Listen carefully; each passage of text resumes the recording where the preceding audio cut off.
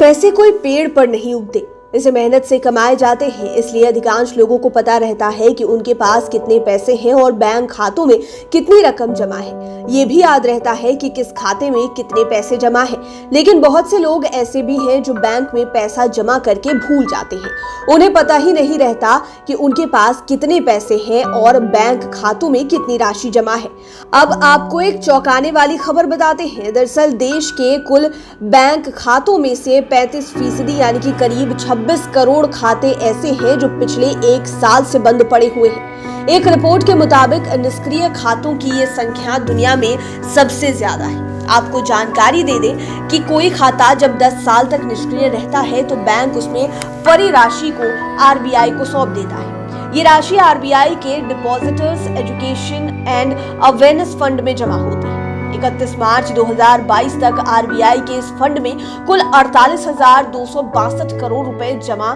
दरअसल बंद पड़े खातों के रखरखाव पर होने वाले खर्च से बैंक परेशान है और आरबीआई को चिंता इस बात की है कि इन खातों के जरिए फ्रॉड की आशंका ज्यादा है। इसके अलावे इनमें पड़ी राशि का भी गलत इस्तेमाल हो सकता है। 2009 में ही आरबीआई ने निष्क्रिय खातों के लिए गाइडलाइन बनाकर बैंकों को इन्हें एक्टिव करने के लिए अभियान चलाने के निर्देश दिए थे। लेकिन इन खातों की संख्या घटने के बजाय लगातार बढ़ती ही जा रही है। एक्सपर्ट्स का मानना है कि निष्क्रिय खाते ये बताते हैं कि खाता धारक अभी तक मुख्य आर्थिक धारा से नहीं जुड़ पाए। भारत के लिए ये स्थिति और भी चिंताजनक है क्योंकि बिना बैंक खाते वाली दुनिया की आबादी का एक बड़ा हिस्सा भारत में रहता है। इसके अलावे भारत में खाता रखने वाले भी इसका इस्तेमाल डिजिटल ट्रांजैक्शंस में नहीं करते।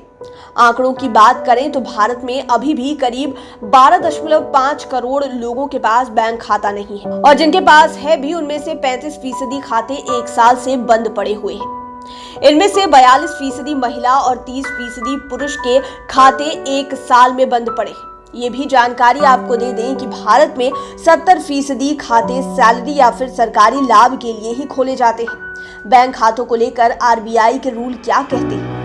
2019 में आरबीआई बंद पड़े खातों के लिए गाइडलाइन जारी कर रही थी। 2 साल तक यदि खातों से कोई लेन देन नहीं हुई है तो इसे निष्क्रिय माना जाता है। बैंक का ब्याज जमा करने या फिर सर्विस टैक्स काटना ट्रांजैक्शंस नहीं माना जाएगा। बैंक को निर्देश दिया गया है कि वे ऐसे खातों का हिसाब अलग से रखें और साथ ही खाता धारकों को खोजने का हर संभव प्रयास भी करें। ये भी कहा गया है कि यदि 10 साल तक खाते में कोई लेन देन ना हो तो उसमें पड़ी राशि को आरबीआई को सौंप दिया जाए। अब आपको बताते हैं कि बंद बैंक खातों में पड़ी रकम को आसानी से कैसे निकाल सकते हैं। आरबीआई अधिकारियों के मुताबिक सबसे पहले यह जानना जरूरी होता है कि जिस बंद पड़े खाते से आप पैसे निकालना चाहते हैं उसमें धनराशि है भी या फिर नहीं। इसके लिए सबसे पहले आपको बैंक में जाकर संपर्क करना पड़ता है। वहां पर आपको खाता धारक का आधार कार्ड, पैन कार्ड, जन्मतिथि और नाम पता बताना होता है। ये पुष्टि होने के बाद कि आप वाकई खाता धारक हैं या फिर उसके नॉमिनी हैं, बैंक आपको अकाउंट में मौजूद धनराशि के बारे में बता देते हैं। फाइनेंस के जानकारों के मुताबिक अगर आप खुद खाता धारक हैं तो बैंक अधिकारी जरूरी कागजात लेकर और सामान्य पूछताछ करके धनराशि को ब्याज समेत वापस लौटा देते हैं। अगर आप खाता धारक नहीं बल्कि उस खाता धारक के नॉमिनी हैं तो उसके लिए पैसा वापस पाने का अलग तरीका है। ऐसे में आपको खाता धारक को बैंक ले जाना होगा। अगर खाता धारक अब दुनिया में नहीं है तो आपको उसका डेथ सर्टिफिकेट और दूसरे जरूरी कागजात जमा करवाने पड़ेंगे। इसके बाद बैंक उस नॉमिनी को खाते में मौजूद धनराशि को ब्याज के साथ वापस लौटा देगा। लाइव सिटीज के लिए विजय कृष्ण की रिपोर्ट। अगर अभी तक आपने हमारे चैनल को सब्सक्राइब नहीं किया है तो जरूर कर लें। ये वीडियो फेसबुक पर देख रहे हैं तो पेज को लाइक करें, साथ ही साथ आप हमें ट्विटर पर भी फॉलो कर सकते हैं। धन्यवाद।